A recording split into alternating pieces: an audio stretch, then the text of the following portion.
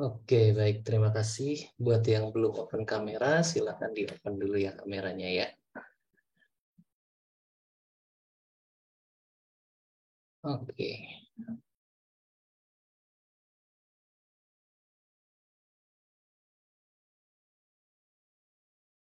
Baik, kita mulai saja teman-teman semua ya.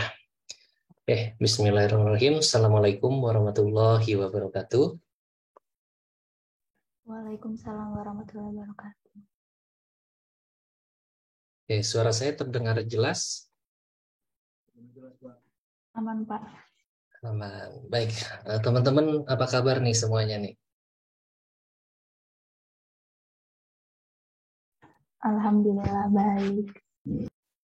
Kalau saya lihat wajah-wajahnya ya, Priska ya, Kemal ya.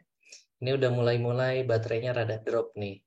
Ya udah sisa 21% sepertinya nih ya. Ya, Tamara gimana?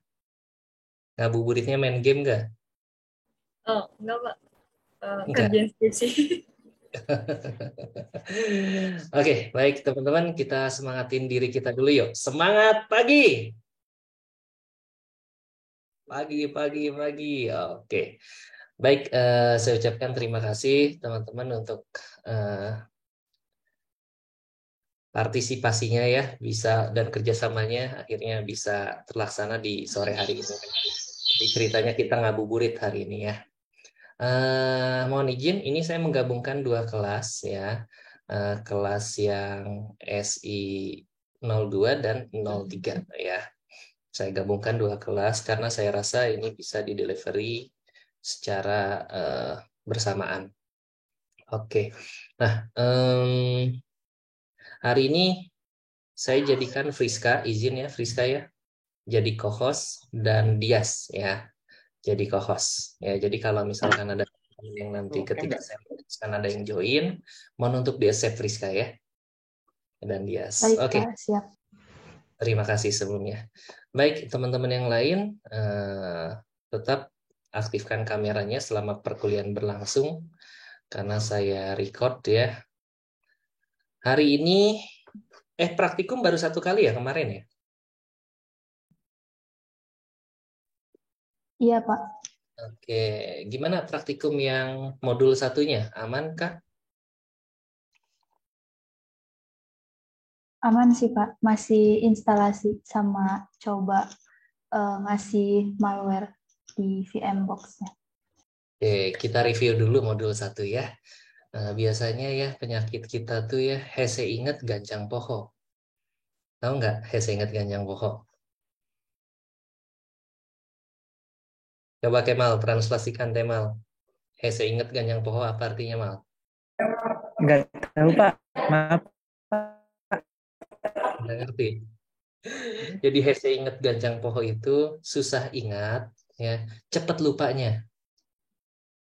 Ya, biasanya penyakitnya seperti itu, susah banget ingatnya.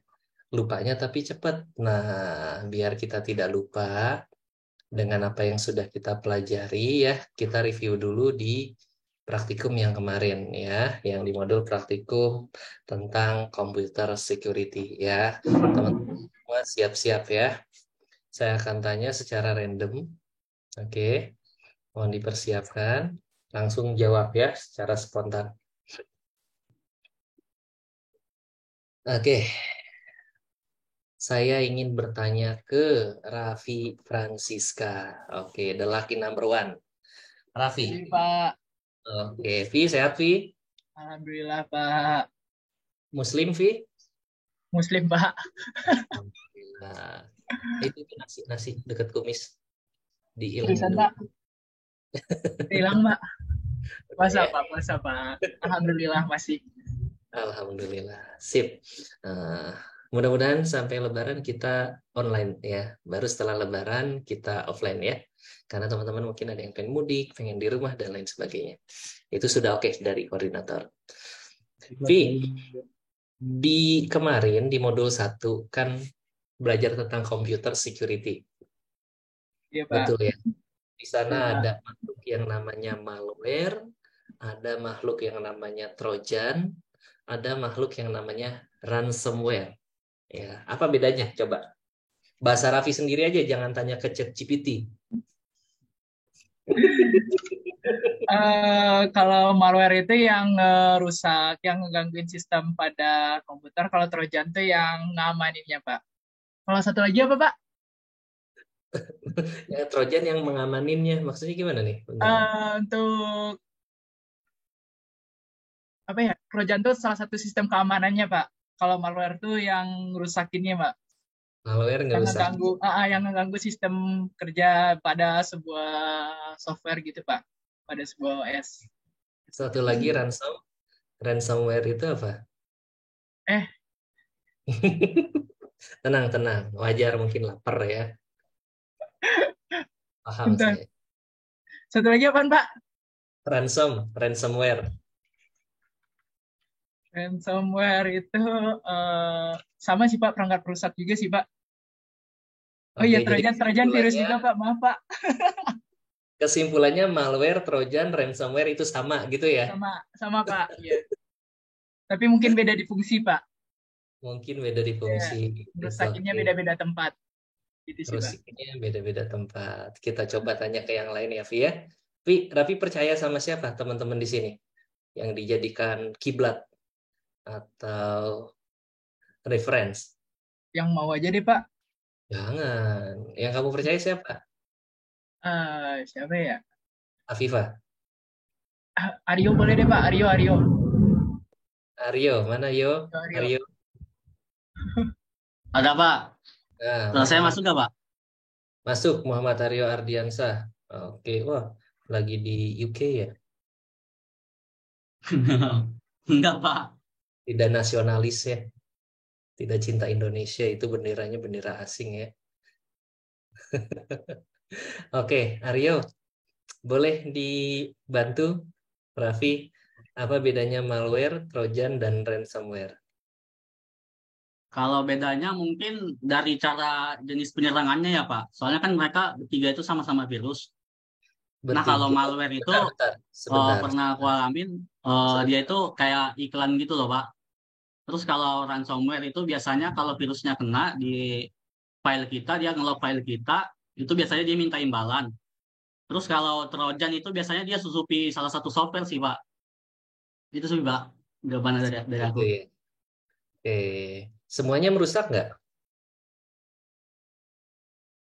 Semuanya merusak nggak sifatnya? Em, iya sih Pak, merusak sih Pak. Yang lebih Merusak. parah itu ransomware sih Pak menurutku. Kenapa? Soalnya dia kalau nyerang kan file kita di lock kan Pak. Nah, si si yang ngasih si virusnya ini biasanya dia minta imbalan entah $1.000 atau $5.000. Kayaknya sepertinya begitu Pak. Oke, si ransomware ini biasanya dia melakukan enkripsi ya pada Ya betul Pak. file targetnya ya. Oke. Oke, malware. Kalau malware gimana malware? Kalau malware itu gimana ya? Malware itu kayak yang iklan-iklan gitu, gitu Pak. Tiba-tiba muncul iklan gitu loh. Kalau Terus iklannya nggak bisa itu ada dihilangin. namanya adware. Adware. Gimana Pak? Kalau yang iklan-iklan itu adware. Nah, kalau malware contohnya yang seperti apa sih contoh-contoh nyatanya gitu? Mungkin biasanya kena di ini ya Pak, pengguna Android. Nah biasanya itu kalau salah download aplikasi atau apa, entah habis buka link apa, biasanya kena. Nah terus eh, biasanya itu kalau lagi di apa namanya di home screen HP-nya, kadang muncul iklan gak jelas gitu Pak. Gitu sih Pak, setahu aku. Oke, malware singkatan dari apa? Yo. Malware itu malicious software. Oke, malware itu singkatan dari malicious software. Benar Software, ya. apa salah? Teman-teman yang lain, Jadi betul? Malware itu malicious software? Ngangguk, ngangguk, ngangguk, tapi ragu ya. Takut salah. Benar, Pak, benar. Oh, benar, Friska. Oke, thank you. Nah, tenang, Aryo dibantu sama Friska ya. Oke, Friska. Apakah malware sama dengan virus? Kalau menurut saya sama, Pak. Kenapa? Karena dia ngerusak sistem juga. Kalau misalkan, tapi tergantung sama usernya. Kalau misalkan dia ngeklik, udah ada yang nggak sengaja ngeklik ya pasti kena gitu. Oke. Kan sistemnya iklan.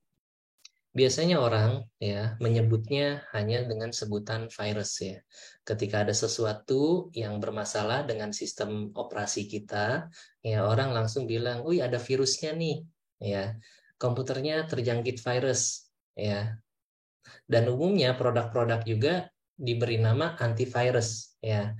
Bukan anti trojan, anti malware atau anti ransomware. Nah, belakangan ini sudah mulai spesifik ya, diklasifikasikan yang mana malware, yang mana trojan, yang mana ransomware, yang mana virus ya, dan lain sebagainya.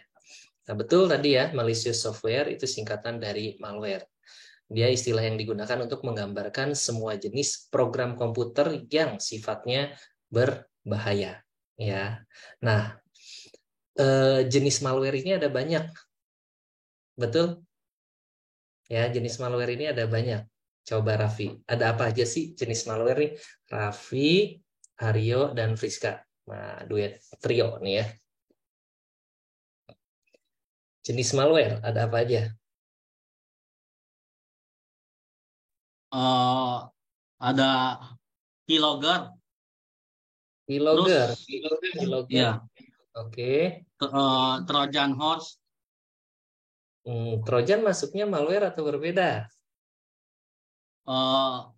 Trojan harusnya masuk sih Pak. Oke, Nggak tahu juga sip. deh. Paling tepat nggak jawaban saya itu. Ya, Terus ada Inggrisnya cacing apa ya? Cacing worm. oke. Iya. Sama logic bomb. Logic bomb ya, macam-macam ya, di modul sudah ada itu ya.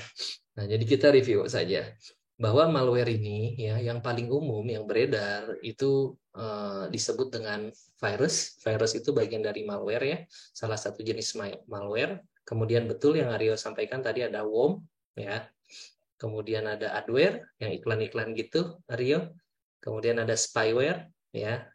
Nah, masing-masing itu dia memiliki tujuan yang berbeda untuk merusak atau mencuri informasi dari sistem targetnya. Nah, kemudian ada Trojan tadi tuh, Trojan. Nah, kalau Trojan ini dia hanya bekerja jika sistem kita terhubung ke jaringan komputer. Nah, Trojan ini biasanya ditanamkan ya di komputer target. Tujuannya apa? Ya tujuannya agar kita bisa mengontrol atau mengambil alih sistem lawan. Itu Trojan. Trojan tidak akan merusak komputer kita jika komputer tidak terhubung ke jaringan. Seperti itu.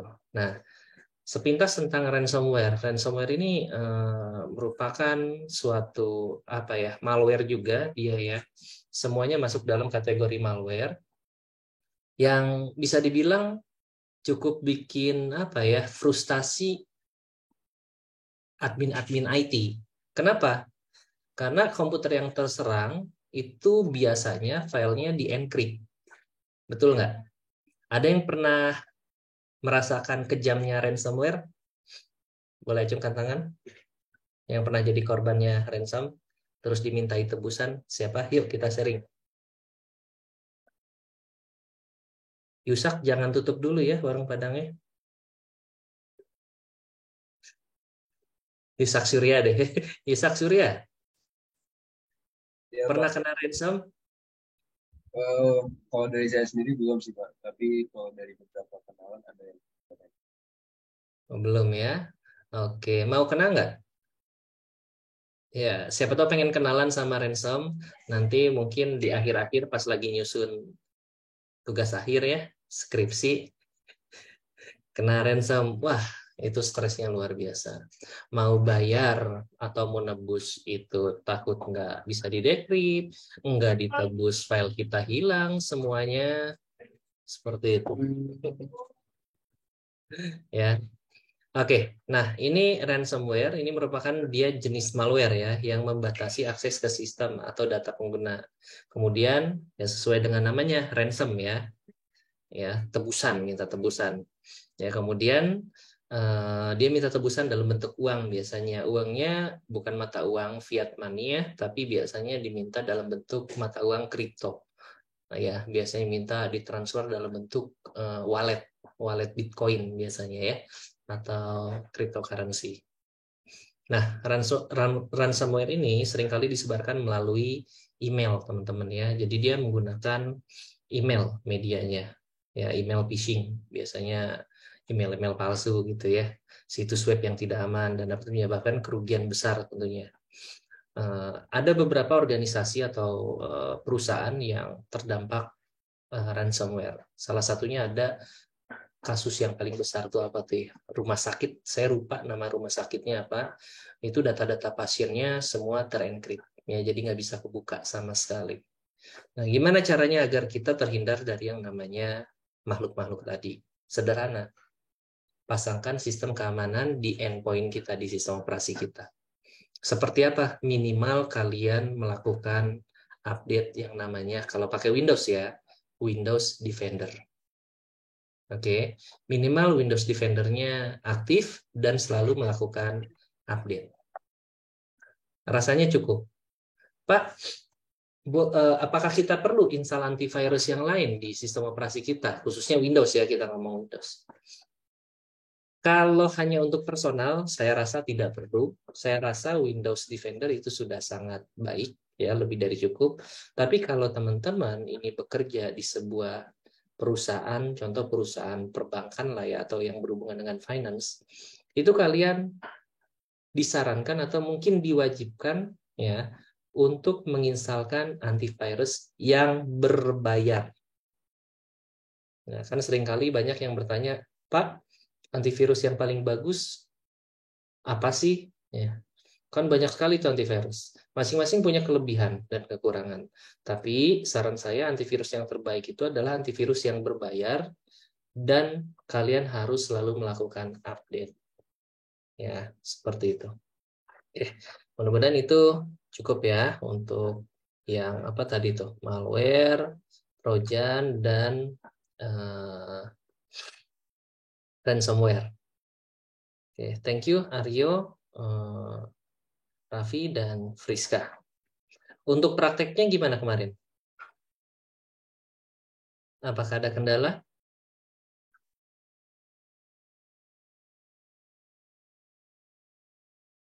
Bagaimana untuk praktikumnya? Kalau saya sendiri aman sih Pak kemarin. Aryo aman ya? Pakai Windows 8 ya kalau nggak salah ya? Iya Pak, pakai Ya. Windows 8. Oke, sip.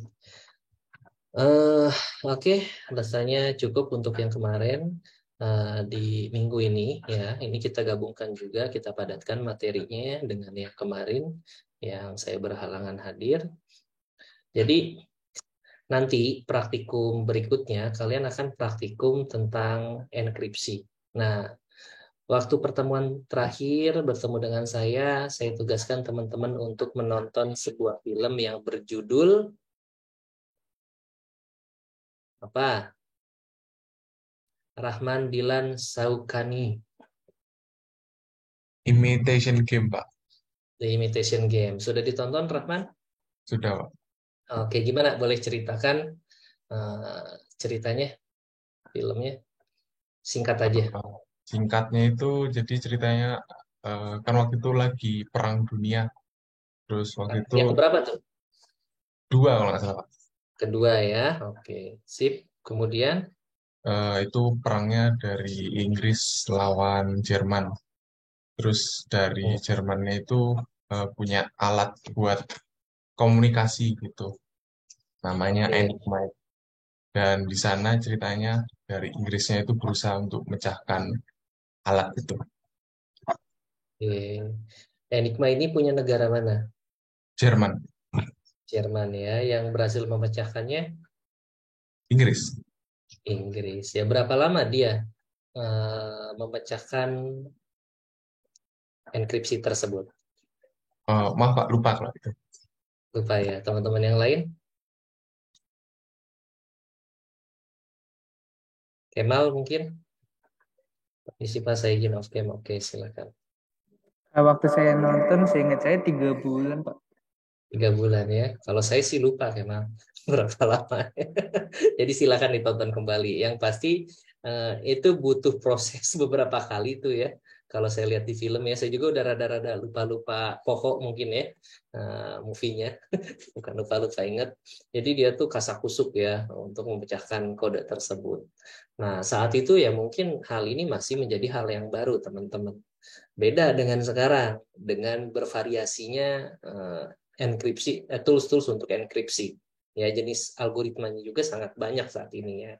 Nah, tapi kita bisa lihat, kita bisa ambil pelajaran dari film Enigma tersebut atau film The Imitation Game tersebut ya, bahwa untuk mengamankan sebuah pesan, kita butuh yang namanya encryption. Ya, kita butuh yang namanya penyandian. Tujuannya apa? Sederhana, agar pesan kita tidak dapat dibaca oleh orang yang tidak berwenang, ya, seperti itu. Nah, masih ingat nggak Rahman kemarin aspek keamanan informasi terdiri dari apa saja? Maaf Pak, kurang ingat. Kurang ingat. Mungkin Stefanus Ricardo masih ingat aspek keamanan informasi?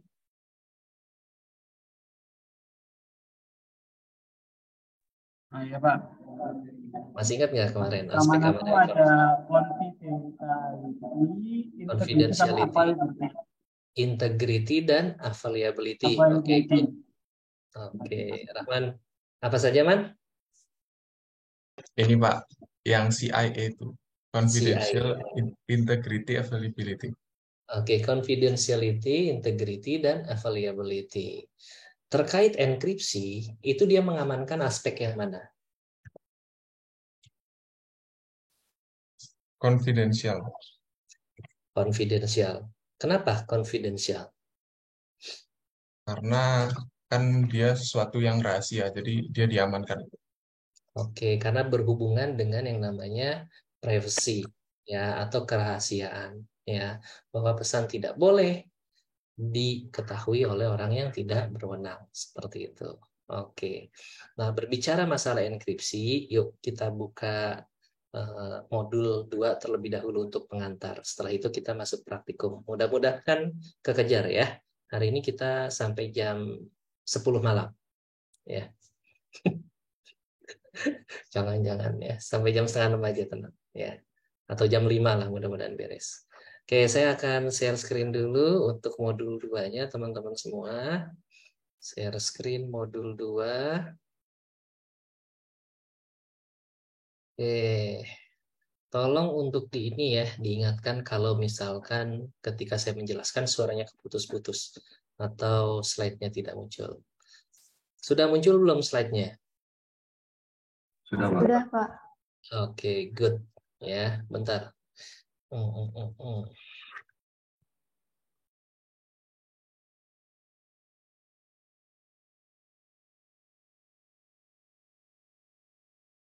Lupa capture untuk bukti perkuliahan.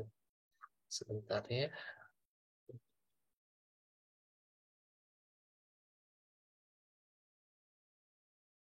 Ini tuh pertemuan kelima berarti ya kita ya harusnya ya. Iya. Baik. Sip, di modul 2, ini modul 2 berarti minggu depan ya, pertemuan ke-6 ya? Rizka, mungkin tahu? Saya lupa. Iya Pak. Betul ya, minggu depan ya berarti ini.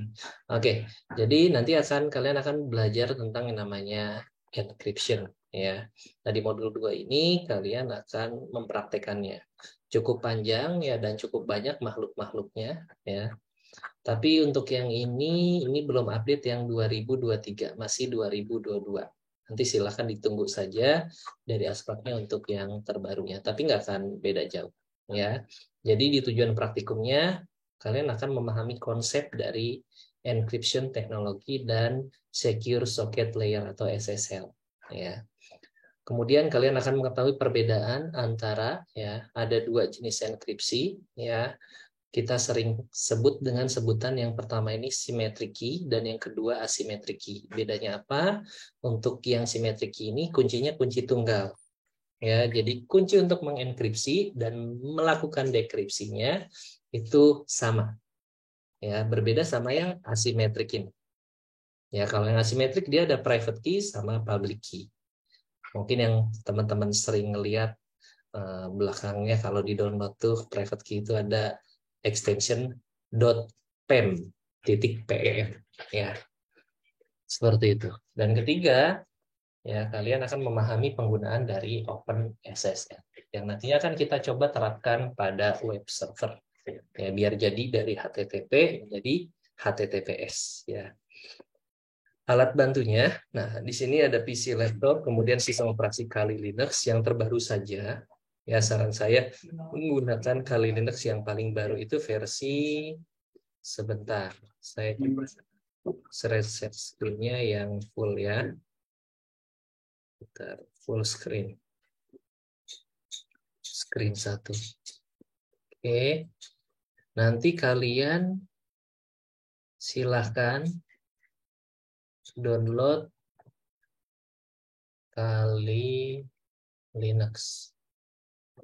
Ya. Download, gunakan yang versi terbaru. Versi terbaru tapi yang sudah jadi virtual machine image. Sehingga tidak perlu melakukan instalasi, ya. Jadi kalian nggak perlu melakukan instalasi. Sebentar, saya geser-geser dulu. Oke ya. Nah, if you want to run Kali Linux ya, as a case under VMware or VirtualBox, nah image-nya ada di sini nih. Nah,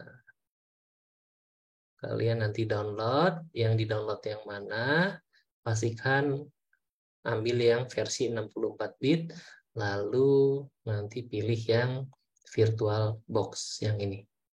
Silakan download langsung di sini boleh, dari torrent boleh. Teman-teman udah punya belum Kali Linux-nya? Belum punya ya? Oke. Jadi saya kenalkan dulu saja ya. Pasti kalian sudah tahu apa itu Kali Linux ya. Betul, sebuah sistem operasi ya, sebuah sistem operasi yang secara spesifik itu digunakan untuk melakukan penetration testing atau kegiatan hacking ya.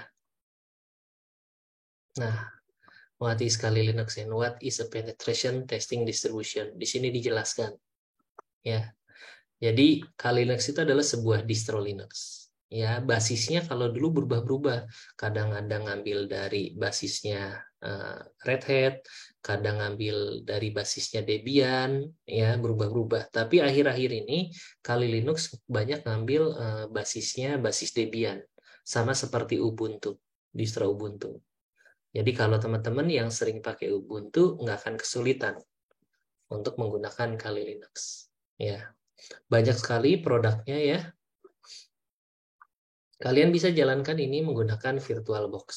Ya, di sini saya ada VirtualBox. Nah, kalian nanti instalkan kalau yang belum punya. Nah, nanti kita akan integrasikan dengan GNS3. Ya, untuk sementara teman-teman sebentar. Teman-teman kalau sudah punya filenya, sebentar. Mana nih? Filenya nanti bentuknya seperti ini. ISO Linux image Kali. Nah, bentuknya seperti ini ya. Nanti double klik saja.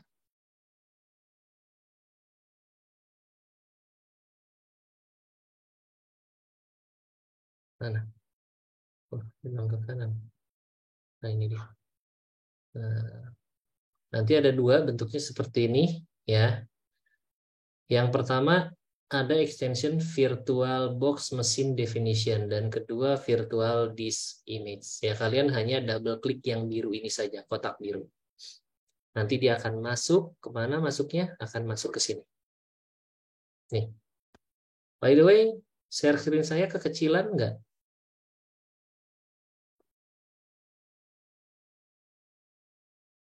Jujur iya, Pak. Kekecilan ya. Oke, Iya. kenapa diam aja? Oke, bentar. Saya ini dulu ya. Saya perbesar dulu scale-nya.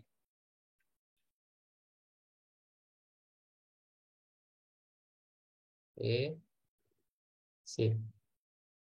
Saya stop, saya share screen lagi.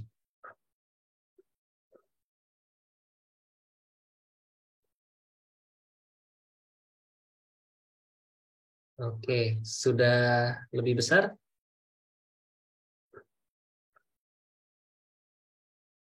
Aman? Pak. Halo? Aman, Pak. Aman, Pak. Oke, sip. Ya, jadi yang ini nanti akan muncul seperti ini. Nah, kali Linux. Ya, tidak ada yang perlu dirubah, ya, kecuali kalau kalian pengen merubah spesifikasi hardware-nya, silahkan bisa dilakukan seperti biasa, motherboard dan prosesor. Silahkan disesuaikan. Misalkan prosesornya, defaultnya 2 core, kalian tambahkan 4 core, monggo. Ya. Memorinya misalkan 4 GB kurang, pengen 8 GB misalkan. Ya, silakan. Nah, kemudian di sini ada yang namanya network, ya. Untuk network ini, sebentar, karena saya aktif GNS3, jadi saya harus matikan dulu GNS3.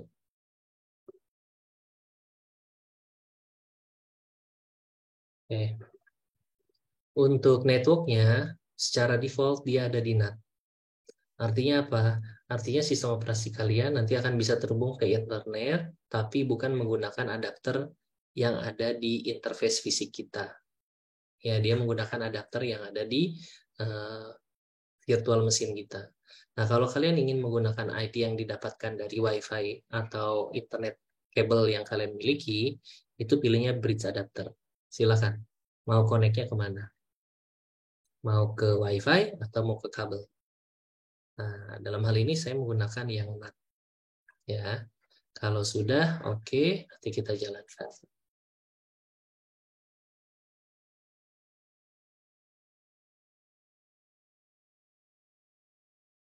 Saya pastikan VirtualBox-nya versi terbaru ya.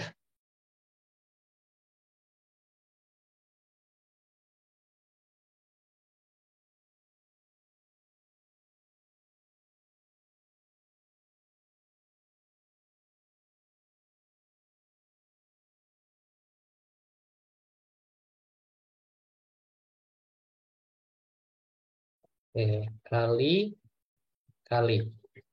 User sama passwordnya kali. Nah, seperti ini. Ini tampilannya ya untuk Kali Linux.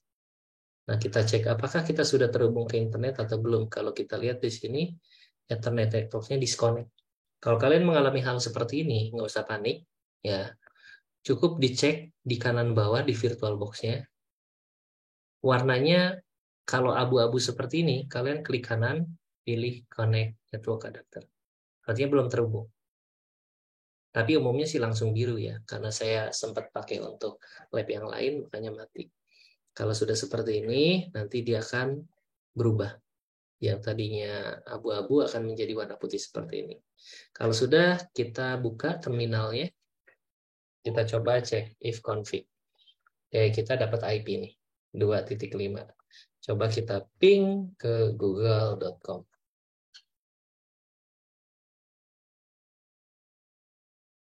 Oke, belum bisa. Ping 8888. Oke, destination host unreachable. Ini masalah bisa terjadi hanya di komputer saya saja. Karena saya sudah ngoprek-ngoprek. Sebelumnya saya sudah config IP static di sini. Jadi saya harus rubah, teman-teman. Ya.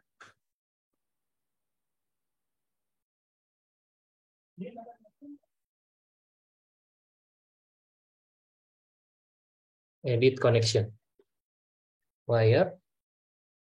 Kemudian pilih IPv4. Nah, ini tadi saya menggunakan metodenya manual.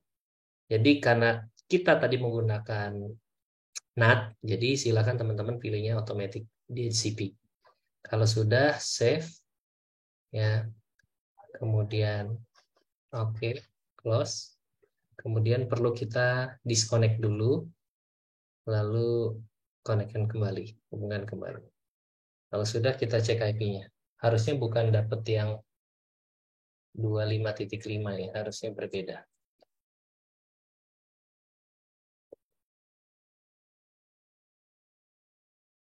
Oh, belum update ya.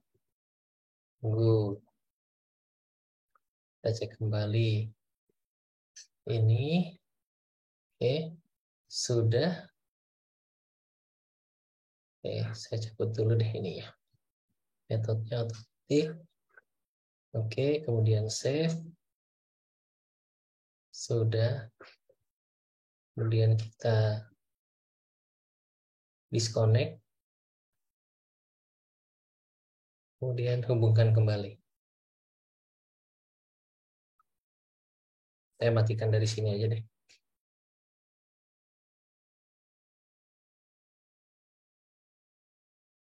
Nah, sudah berubah ya, teman-teman. 10.02.15 ya. Kita coba ping google.com. Oke, sudah terhubung. Nah, oke. Nah, si Kali Linux ini ya, dia sudah memiliki aplikasi-aplikasi atau tools-tools yang dapat kita gunakan untuk melakukan contoh yang pertama information gathering. Ya. Di sini sangat lengkap. Kalau kalian pengen mencari informasi seseorang, bisa menggunakan tools yang ada di sini. Oke. Yang paling banyak digunakan Nmap.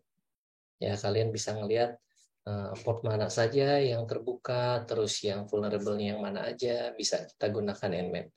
Atau kalian juga bisa melakukan penyerangan menggunakan Nmap. Ya.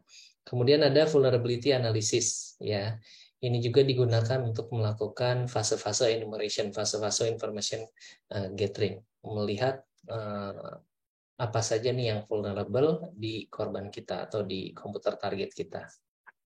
Kemudian ada web application analysis, ya, database assessment, password attack. Nah, ini biasa digunakan untuk melakukan penyerangan terhadap password. Virus attack kalian bisa gunakan untuk ya mencuri password WiFi tetangga, bisa misalkan gitu ya. Ini bisa gunakan ini. Sekarang udah makin mudah aplikasinya. Ya, dan lain sebagainya. Nanti ini kita akan pelajari ya, teman-teman. Enggak sekarang ya, tapi nanti sabar. Oke. Nah, di modul ya, pada modul oke, kita di sini masih menggunakan Kali Linux yang versi 2020. Saran saya upgrade ke versi yang paling baru. Karena toolsnya biasanya akan berbeda. Nah, kemudian yang berikutnya Anda butuh yang namanya VirtualBox. Nah, tapi nanti di lab saya, kan kita ingin membuat lingkungan untuk legal hacking.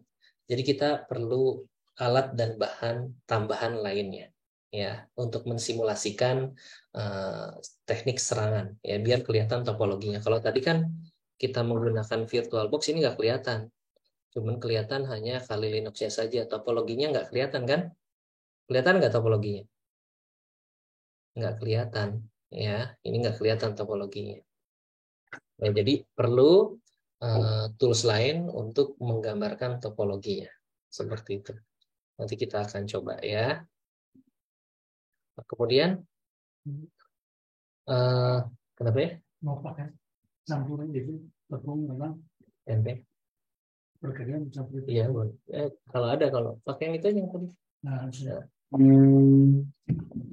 Oke, nah ini teman-teman nanti silakan belajar mandiri tentang encryption teknologi, dibaca aja dulu definisinya ya.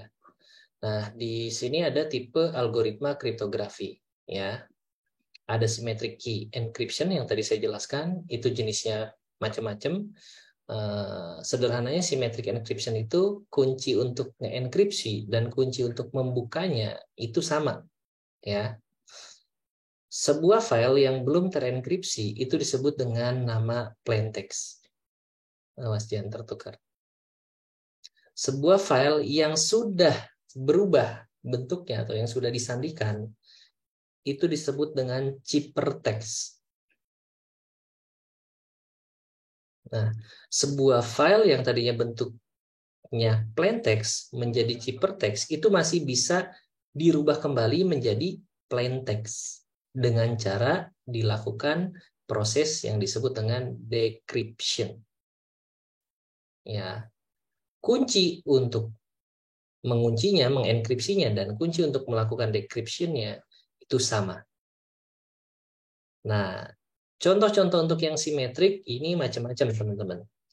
Ada data encryption standar atau kita sebut DES. Ya. Ada yang disebut dengan AES atau Advanced Encryption Standard. AES hanya tersedia pada aplikasi OpenSSL ya. Kemudian ada yang disebut dengan IDEA atau International Data Encryption Algorithm. Lalu, oke, itu ya. Nah, lalu kemudian yang kedua ada Asymmetric Key Encryption. Nah, berbeda sama yang tadi, ya. Merupakan kembalikan dari simetrik. Asimetrik menggunakan dua kunci yang dapat digunakan untuk mengenkripsi dan mendekripsi informasi dan data. Nah, dua kunci tersebut seperti yang saya sebutkan tadi. Ada yang disebut private key, ada yang disebut dengan public key. Nah, si kunci private atau private key ini hanya boleh diketahui oleh orang-orang tertentu. Sifatnya secure ya. Dan juga kunci publik yang dapat diketahui atau disebarkan secara bebas. Nah, ilustrasinya seperti ini, teman-teman. Kalau tadi kan kuncinya sama ya, warna hitam ya. Kalau digambar tuh ya. Kalau di sini sekarang ada dua, ya. Ada kunci yang warna kuning dan ada kunci yang warna biru. Prosesnya sama. Plain text di encryption jadi ciphertext di decryption menjadi plain text. Nah, kita bisa lihat nih, dari gambar di atas dapat dilihat dalam melakukan enkripsi dan dekripsi ini menggunakan dua kunci yang berbeda. Di mana untuk mengenkripsi dapat menggunakan public key yang kuning ini, sedangkan untuk melakukan dekripsi, ya, pesan harus menggunakan private key. Ya, private key hanya diketahui oleh orang tertentu, kalau public key bebas. Ya. Oke, nah ini ada contoh-contoh dari asymmetric encryption. Ada Diffie-Hellman ya atau DH, ada RSA atau Reverse Samir and Edelman. Kemudian ada Digital Signature Algorithm atau DSA ya. Kemudian ada yang namanya ECC atau Elliptic Curve Crypto System. Ya. Seperti itu. Itu untuk yang asimetrik. Nah, teman-teman, kalau ada yang pengen udah mulai nyusun tugas akhir ya, itu bisa ngambil juga yang temanya tentang enkripsi. Ya, mungkin menciptakan atau mengkombinasikan enkripsi. Seperti itu. Lalu yang berikutnya ada yang namanya hash function. Ya. Biasanya hash function ini ya bersifat satu arah. Hash function ini bersifat satu arah ya. Di mana jika kita memasukkan data, maka akan menghasilkan sebuah checksum atau fingerprint dari data tersebut. Misalkan di sini plain text-nya sysjar tanda seru. Dilakukan hash function, misalkan menggunakan MD4 atau MD5. Ya, nanti akan menjadi hash yang jumlah ya dan ukurannya meskipun dirubah-rubah teks yang ini akan sama. Tapi teksnya akan acak. Dan dia satu arah. Ya. Nah, hash function ini biasa digunakan menggunakan MD4, MD5, ada SHA1, 2, kemudian ada SHA256 ya dan lain sebagainya. Nah. Oke, secure hash algorithm. Jadi kalau hash function itu dia satu arah ya. Nah, biasanya hash ini digunakan untuk apa? Untuk memastikan bahwa data yang dikirimkan itu tidak terjadi perubahan atau tidak rusak. Biasanya kita menggunakan hash function itu. Nah, di sini ada perbedaan symmetric key dan asymmetric key yang kalian bisa baca ya sebelum nanti praktikum. Ya, simetrik menggunakan kunci tunggal yang tadi saya sudah jelaskan ya. Kemudian simetrik menggunakan teknik lama dalam enkripsi. Asimetrik diperkenalkan untuk melengkapi masalah inherent pada simetrik, menghilangkan kebutuhan untuk berbagai kunci dengan menggunakan public key yang bisa diberikan secara bebas, dan private key untuk enkripsi dan dekripsi pesan ketika berkomunikasi. Ya, asimetrik membutuhkan waktu yang cukup lama dalam melakukan enkripsi daripada yang simetrik. Ya. Nah, kemudian yang berikutnya di sini ada apa sih web server? Kalian akan melakukan instalasi web server apa sih di Kali Linux-nya, di lab-nya ya, ini pengantarnya. Nah, nanti kalian akan dikenalkan dengan konsep yang namanya Secure Socket Layer atau SSL. Dia sebuah protokol ya yang digunakan untuk mengamankan suatu website yang dapat berguna untuk melindungi data maupun informasi yang terdapat di dalamnya. Nah, nanti ini akan berhubungan dengan lab kita selanjutnya. Di mana lab kita selanjutnya kalian akan melakukan yang namanya man in the middle attack. Yang seperti apa Pak Doni man in the middle attack itu? Ya, man in the middle attack itu jadi seperti ini. Ceritanya di sini ada Aryo. Kemudian di sini ada Friska. Ya. Mereka sedang berkomunikasi. Ya. Mereka sedang berkomunikasi. Ada pesan yang dikirimkan oleh Aryo ke Friska. Ya. Pesan itu dikirimkan lewat jalur publik. Ya. Mungkin nggak di sini ada Kemal di tengah-tengah? Bisa aja. Sangat mungkin di sini ada Kemal. Ya. Mungkin nggak Kemal bisa mengcapture pesan yang dikirimkan Aryo ke Friska?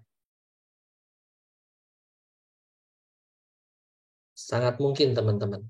Pesan ini ya, pesan ini bisa di-capture oleh Kemal. Itu bisa di-capture oleh Kemal. Pesan ini diambil sama Kemal. Itu bisa di-hijack. Jenis serangannya disebut dengan man in the middle attack. MITA atau MIN. Man in the middle attack. Ya. Jika si Aryo ketika mengirimkan pesan, pesannya hanya menggunakan protokol HTTP, ya, maka Kemal akan mengetahui isi pesan dari Aryo tanpa melakukan decryption. Berbeda kalau misalkan Aryo sudah menggunakan HTTPS. Ya, berbeda cerita. Kalau Aryo sudah menggunakan HTTPS, maka pesan yang dibegal sama Kemal, ya. Pesan yang dibegal sama Kemal ini, Kemal akan tetap mendapatkan pesannya, tapi tidak dengan isinya. Isinya dia tidak tahu. Karena bentuknya sudah terenkripsi. Jelas? Oke, good. Saya hapus dulu ini. Ya. Oke, kita lanjut ya. Nah, kita nanti akan belajar bagaimana melakukan instalasi OpenSSL, ya, fungsi OpenSSL, dan mode dasar blockkeeper. Ya, ini yang tadi di tabel di atasnya ada ECB, CBC, ada CFB, dan satu lagi OFB. Ya, seperti itu. Nah, ini lab praktikumnya. Pakai Kali Linux. Nah, sampai sini ada pertanyaan dulu nggak? Sebelum saya lanjut ke instalasi tools yang saya suruh download ke teman-teman. Monggo. Sekarang sudah jam 4.24. Di laptop saya sudah terinstall, jadi nanti saya akan menunjuk salah satu peserta yang sistem operasinya menggunakan Windows untuk melakukan instalasi GNS3 dan GNS3 VM. Monggo. Baik, jika tidak ada pertanyaan, Friska, teman kamu yang komputernya ngabret, yang komputernya speknya juara, siapa Kak? Kata Friska, Pak, udah Pak, pakai yang saya aja, saya memorinya 64 giga. Siapa Kak? Siapa ya? Jadi, Gak ngecek lagi Pak. Regi mungkin Pak. Ready. Regi. Regi. Oke, Regi mana Regi? Hadir, Pak. Tadi saya lihat ada Regi. Oke. Wah, Core i9 ya kayaknya Regi ya. Enggak, saya juga sebenarnya udah install toolsnya sih, Pak. Udah nyoba diinstalin soalnya. semuanya? Iya, Udah jalan, tapi udah hijau dua-duanya. belum dicek sih, Pak. Oke, boleh coba tolong share screen aja dulu. Masih disable, Pak. Udah gitu. Udah itu sama Friska, itu operatornya Friska.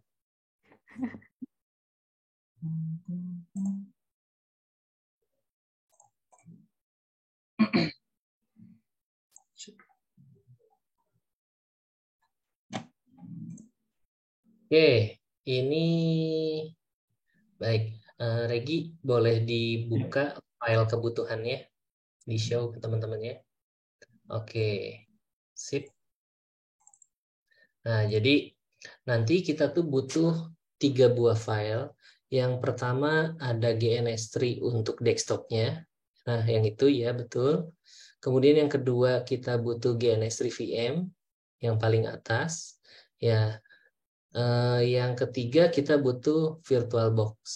Nah, tapi VirtualBox-nya yang sudah diinstalkan extension pack-nya yang warna hijau, box warna hijau itu.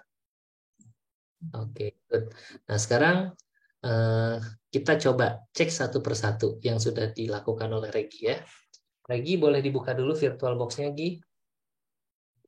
Nah, kita coba cek yang Regi. Masuk ke menu file. Apakah extension pack-nya sudah diinstalkan atau belum? File. Fully charged, battery fully charged. Tools. Unplug charger. Tools. Nah, ada extension pack manager. Extension pack. Yes, klik. Nah, ini sudah diupdate ya. Jadi buat teman-teman yang belum diupdate atau belum diinstalkan, pilih ini saja. Lalu masukkan yang box warna hijau tadi. Sehingga nanti akan muncul seperti ini. Oke, jelas sampai sini ya. Yang kedua, kalian harus mengimport GNS3 VM ini. Dari yang sudah diekstrak tadi. Double klik saja, lalu oke, nanti akan masuk ke sini. Betul ya, Regi ya? Iya, betul, Pak. Oke, nah kemudian jangan langsung dijalankan, Gi. Ini diklik aja dulu, Gi. Nah, pilih setting. Settings. Oke, yang harus menjadi perhatian kita di sini adalah masuk ke menu sistem.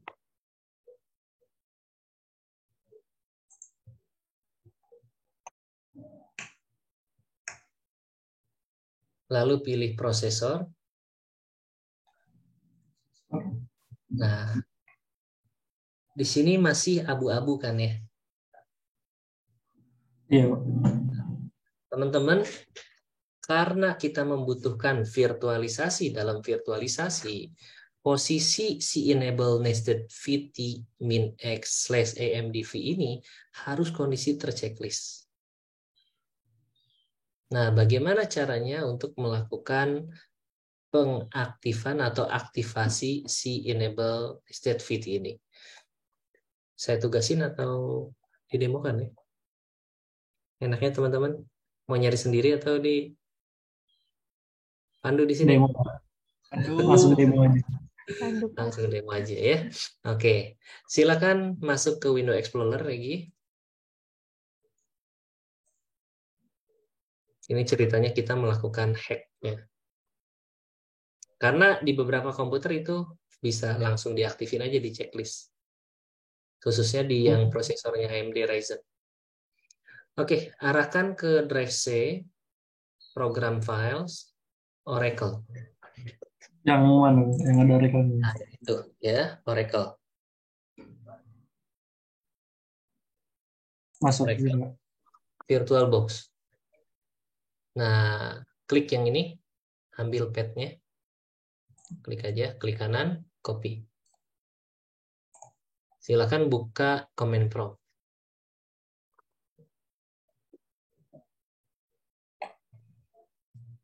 Silakan ketikkan cd spasi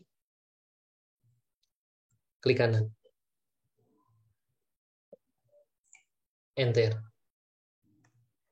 Nah, jadi posisinya kalian harus ada di sini dulu ya. Kemudian ketikkan, saya kirim di ini aja deh, di apa namanya, di chat box ya. Ketikan VBox, mudah-mudahan saya nggak salah nih. VBox manage, ya VBox manage, modify VM spasi VM-nya GNS3, GNS3 VM. Tunggu. Min tested hardware virtualization. Coba ketikan itu. Kalau nggak ada pesan apa-apa berarti sudah benar.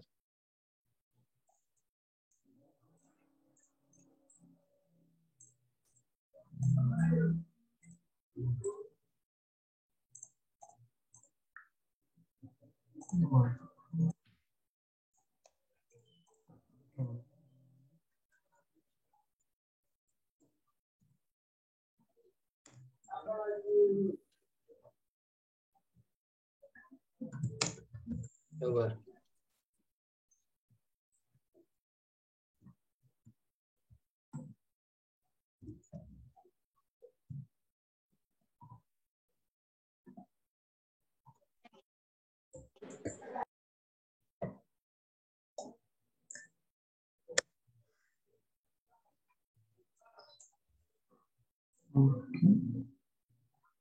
Udah, Pak. Oke, nah sekarang reload setting. Oke. Harusnya sip, udah oke ya. Kemudian di bawahnya itu ada invalid setting detected. Diarahkan, silakan apa tuh yang jadi masalah? Display screen page ya. Masuk ke menu display.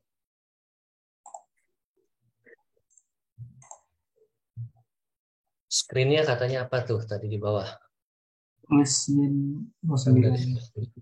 Kasih 16 mega lah.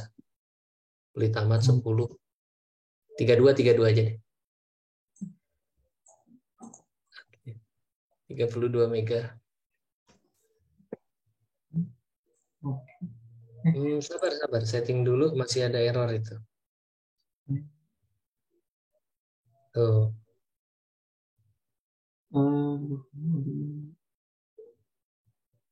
Grafik controllernya.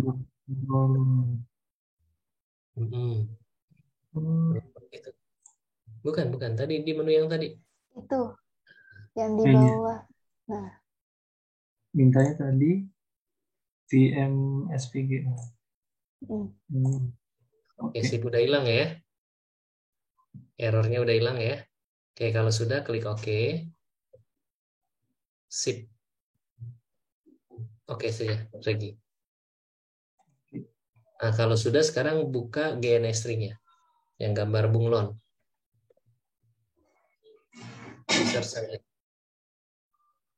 Di search di Windows-nya. Yang sudah diinstal, Gi. Nah, tuh. Sip. Silakan.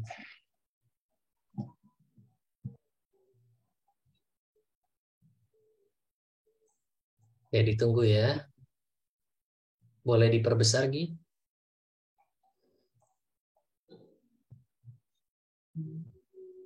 Ya, maximize.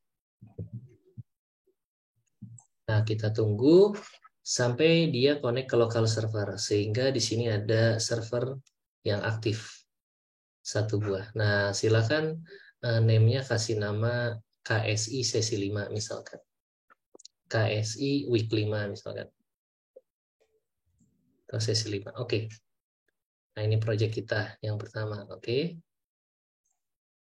Nah, dikarenakan nanti kita akan menggunakan banyak perangkat dan kita bisa mensimulasikan virtualisasi dalam virtualisasi, maka kita memerlukan yang namanya server GNS3 VM. Nah, gimana caranya si GNS3 VM yang di VirtualBox kita bisa masukkan ke sini? Caranya silakan pilih menu edit, di kiri atas, Regi. Lalu preferences.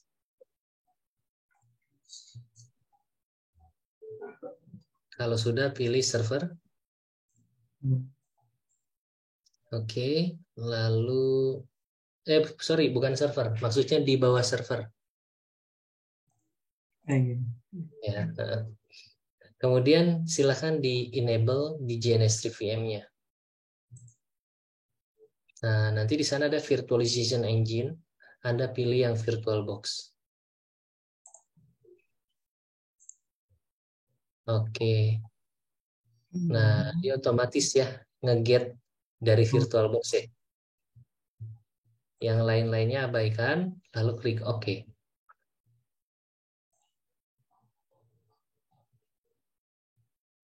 Ditunggu sampai kalau berhasil ininya nanti warna hijau.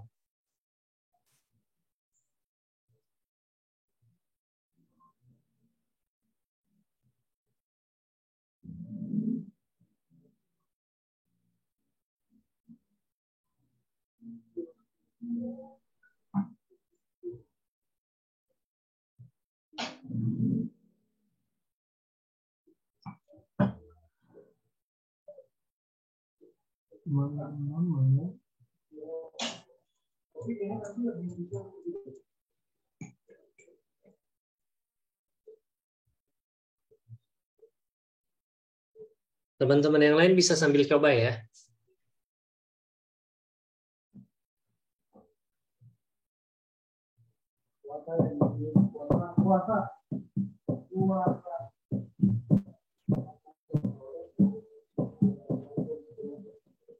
Oke. Ya, dia belum hijau, ditunggu.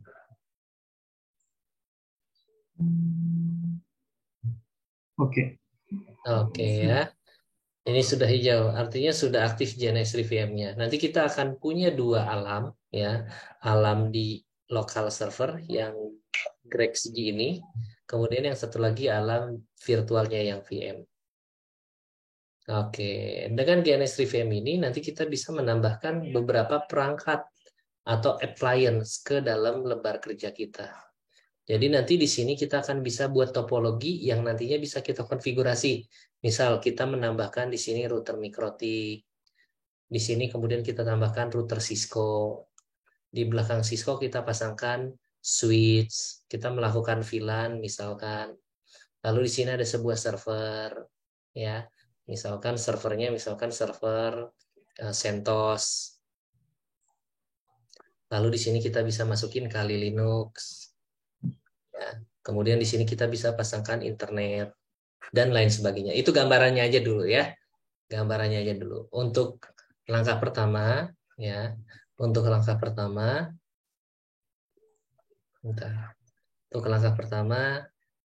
kita akan desain topologi dulu sederhana.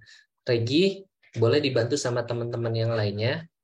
Tolong desain topologi seperti ini. Ini switch, PC1, PC2, dan PC3. Silakan pasangkan IP sehingga semua bisa saling ngeping. Oke, teman-teman yang lain bantu Regi ya. Silakan. Saya izin ke belakang dulu. Saya balik ke sini, mudah-mudahan udah selesai. Oke, dibantu. Ini servernya di mana ya, Pak? Kan itu server. VM. Semuanya pakai yang VM. Oke.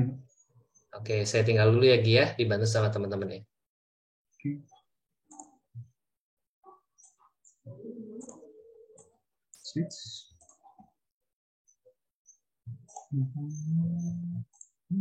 Isi.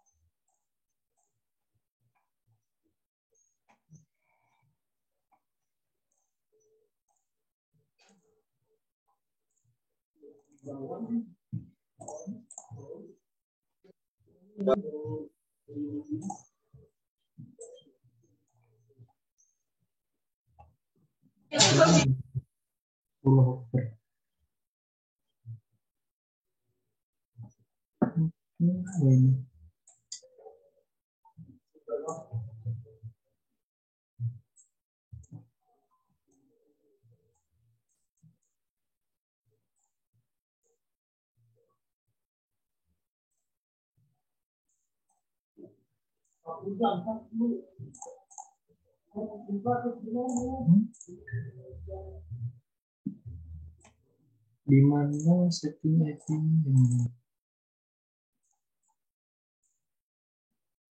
Di konsol bukan?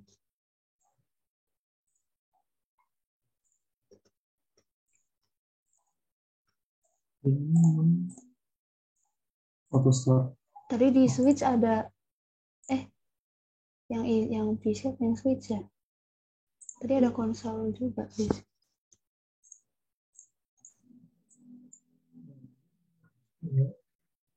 nggak ada ya?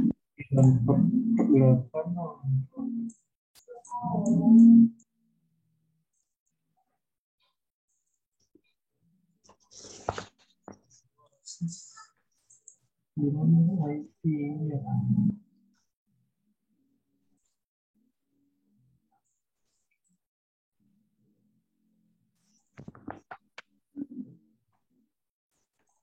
Oh, sini.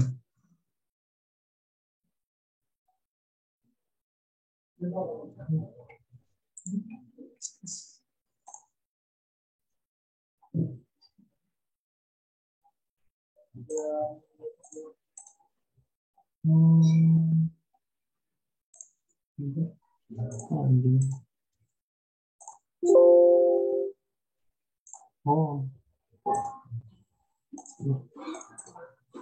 stop. Oh, Oh ya, udah itu.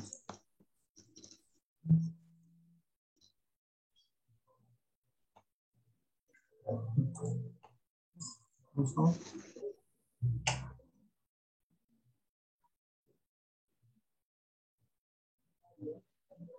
Apa nih?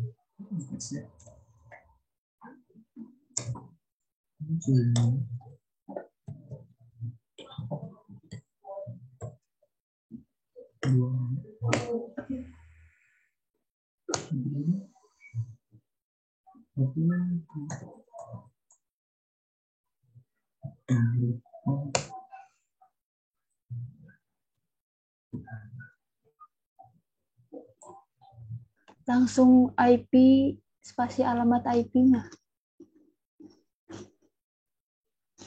Kalau di sini sih. Oke.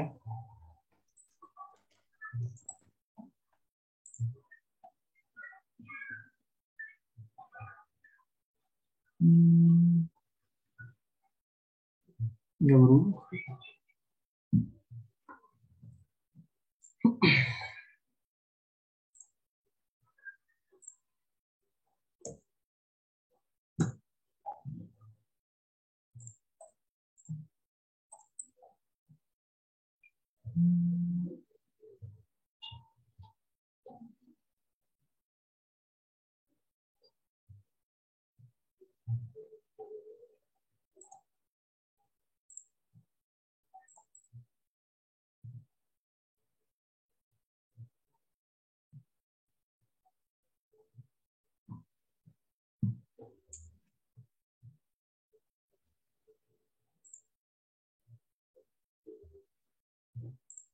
Coba di ping di.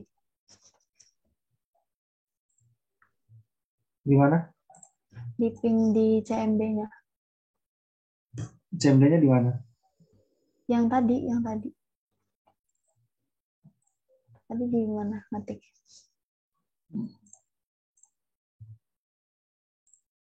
Nah itu ping IP-nya.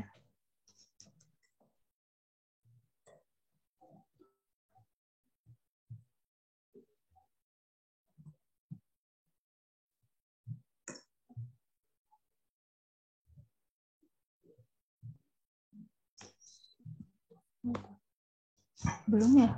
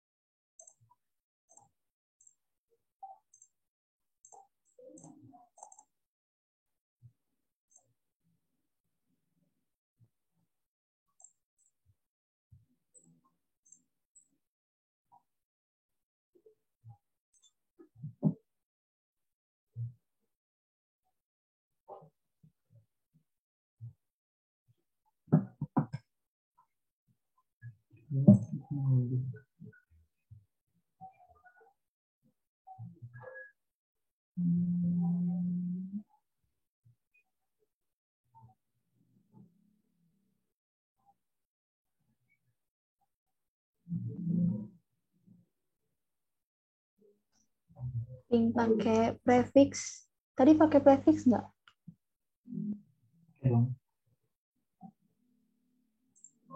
Coba pakai prefix IP spasi IP-nya terus slice prefixnya 24 misal.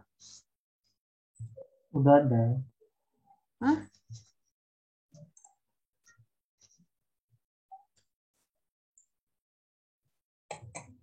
Wah.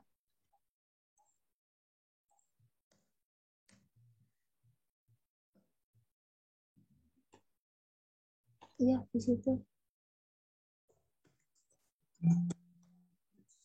IP spasi alamatnya terus slice prefixnya. Misalkan slice 24. Udah nih. Mana? Nah, oh enggak. Sampai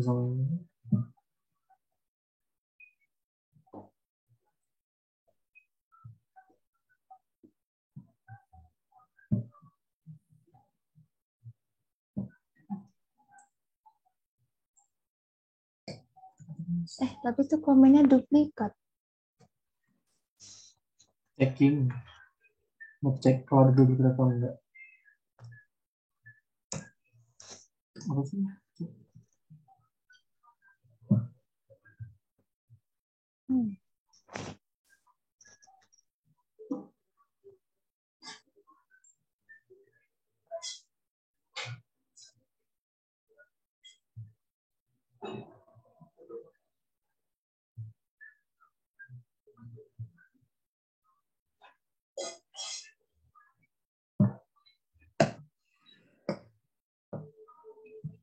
Itu table.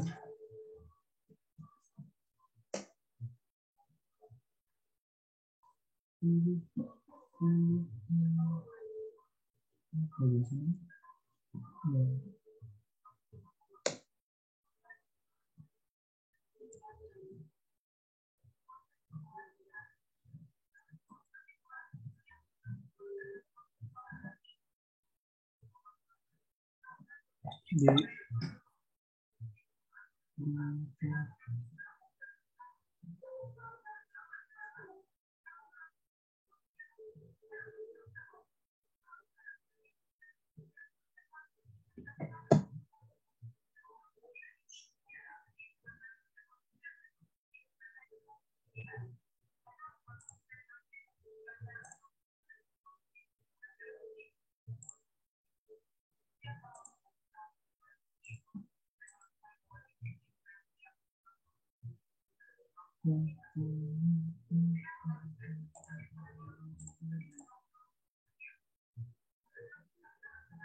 apa fungsinya?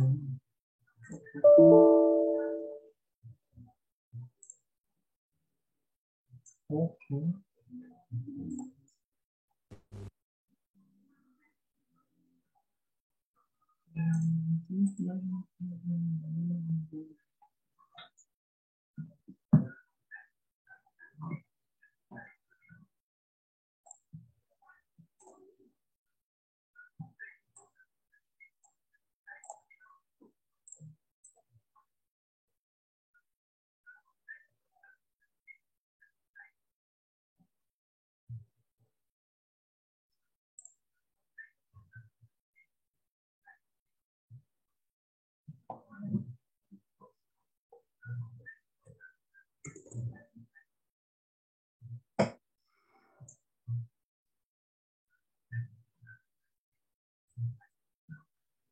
Ini tuh konsol.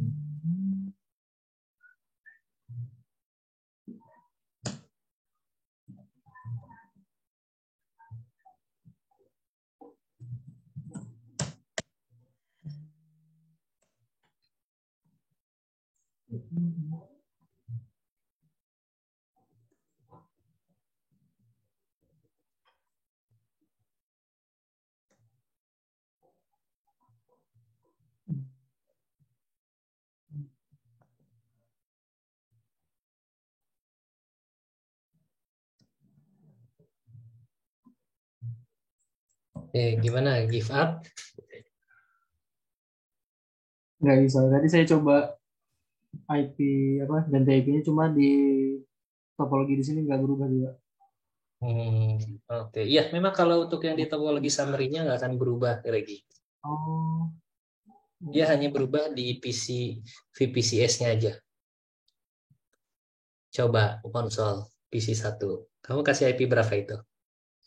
Tadi 192.168.10.2. Oke, ketikkan show spasi IP.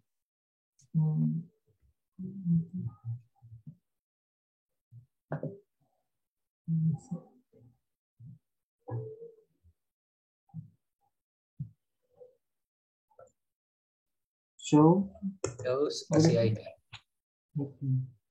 Oke, sip. Oh iya. 192.168.10.2. Oke.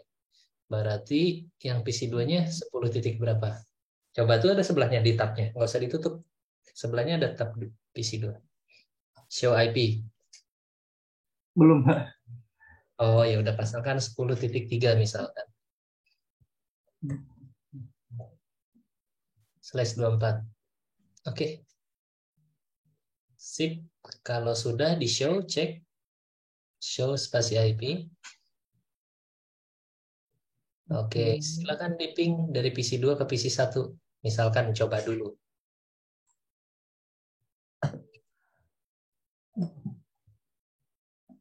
Ini PC2.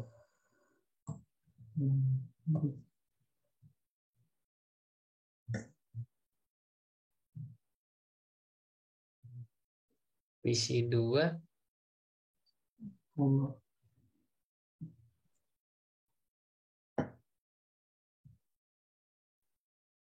Ini PC2.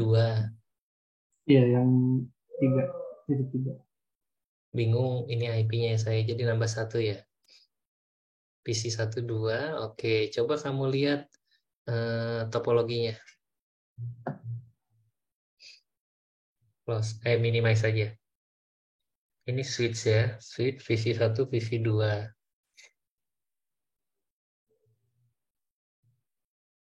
Oke, harusnya sudah tidak ada problem ya. Coba pindah ke PC1, buka PC1 sama PC3, dibuka konsolnya.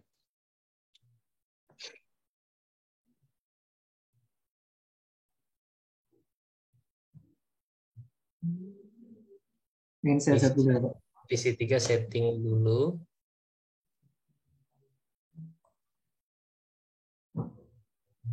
Akan bentrok ya, 10.3 duplikat dia pasti sama ya. PC2 enggak? Oh enggak ya, sekarang ke PC1.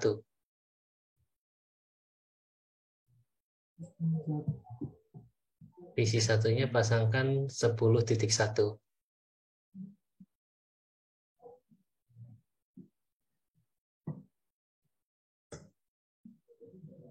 Oke, sip enter. Yang PC2-nya pasangkan 10.2.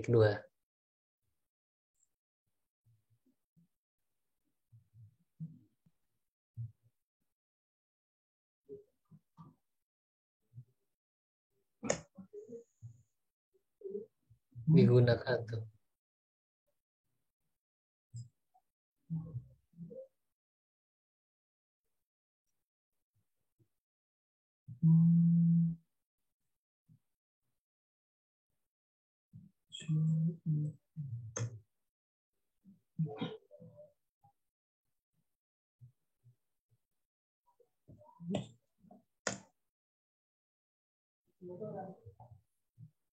Oke, sip. Sekarang coba ping dari PC 2 ke PC 1, kemudian dari PC 2 ke PC 3.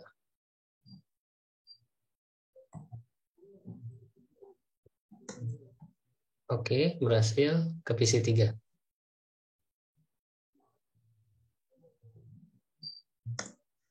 Oke, sip. Good job. Lagi ya. Oke, teman-teman yang lain gimana? Jelas? Oke, harusnya nggak ada masalah ya. Oke, di close dulu Regi. Itu baru topologi sederhana ya, antara VPCS dengan VPCS. Nah, nanti kalian ini biarin terbuka aja dulu Gi, jangan digerak-gerakan. Berhubung sebentar lagi kita mau jam 5 ya. Sebelum saya akhiri pertemuan kita hari ini, tugas teman-teman adalah ya, topologi seperti ini tetap dibuat sama kalian, lalu nanti di atas switch ini tambahkan satu buah router ya. Pakai router Mikrotik saja. Nah, jangan digerak-gerakin gitu. Tunggu. Belum ada di sana. Dia nggak ada. Dia nggak ada. Jadi nanti kalian harus cari tahu bagaimana cara menambahkan router Mikrotik. Versinya bebas.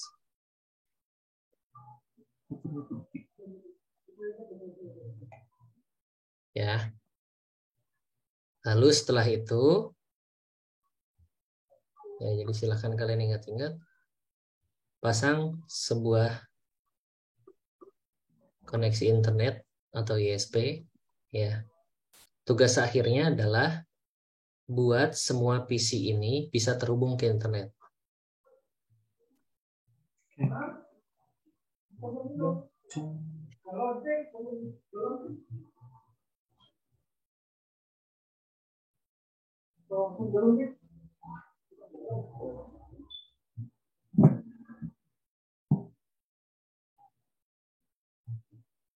Oke, jelas? Boleh di-capture, silakan.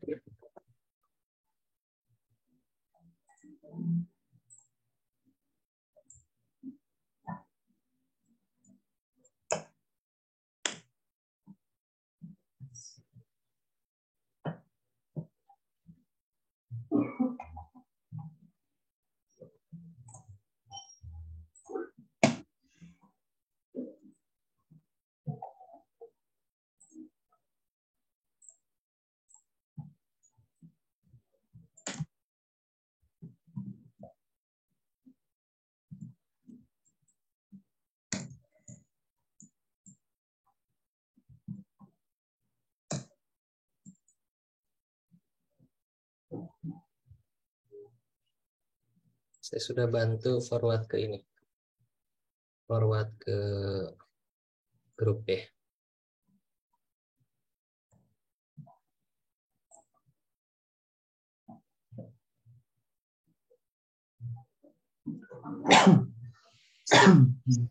Baik, thank you Regi, boleh di close.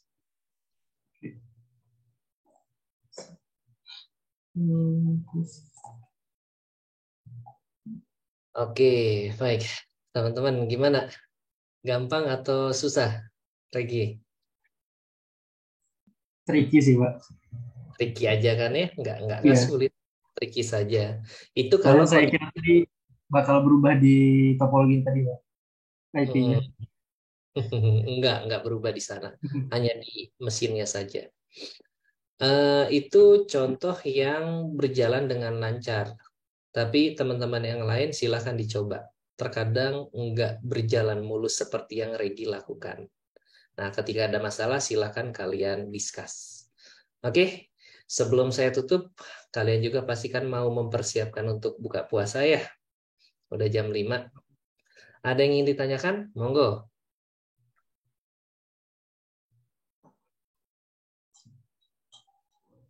Pak, Lebaran Pak. kapan? Ya, silakan. Muhammad Rafialdi. Oke, baik Pak. Sebelumnya saya izin bertanya mengenai recording pertemuan hari ini bakal di-share nggak ya Pak? Kalian perlu nggak? Kalau dari saya Perlu, pribadi Pak. perlu sih Pak. Oke, baik. Saya stop dulu ya recordingnya. Ini nanti akan saya upload aja di channel YouTube saya ya. Jadi kalian silakan nonton aja kalau lupa. Oke?